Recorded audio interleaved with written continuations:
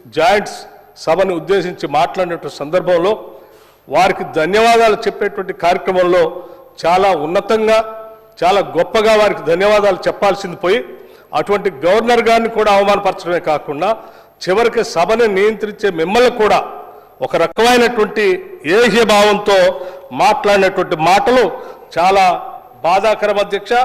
బాధ అనిపించాయని కూడా చెప్పడానికి ఎటువంటి సందేహం లేదు అధ్యక్ష. ఇందులో వారు మాట్లాడుతూ అధ్యక్ష వారు ఏమంటారు అధ్యక్ష, మా అందరి తరఫున మీరు పెద్ద మనిషిగా మాత్రమే అక్కడ కూర్చున్నారు తప్ప ఈ సభ నీ సొంతం కూడా కాదు. ఏంటి అధ్యక్ష ఇది?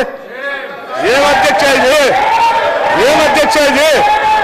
ఈ సభ నీ సొంతం కూడా కాదు అని అంటే దాని అర్థం ఏంటి అధ్యక్ష? సరే పెద్ద మనిషిగా కూర్చో, పెద్ద మనిషిగా మాత్రమే అక్కడ కూర్చున్నా. ఏంటి మాత్రమే? ఏంటి మాత్రమే అంటే అధ్యక్ష ఇది?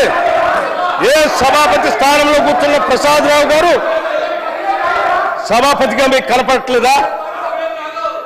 సభా స్థానంలో ఎవరు కూర్చున్నా సభాపతి.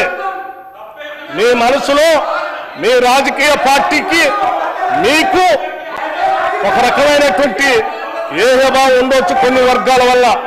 అంత మాత్రాన మీ భావాల్ని మీ పార్టీ ఆలోచనల్ని మీ సభ్యుడి ద్వారా ఈరోజు సభాపతి స్థానంలో కూర్చున్న సభ్యుడి పైన ఆ రకంగా చులకనగా మాట్లాడటం ఇది ప్రజాస్వామ్యానికి ఈ సమాజానికి అవమానకరం అధ్యక్ష.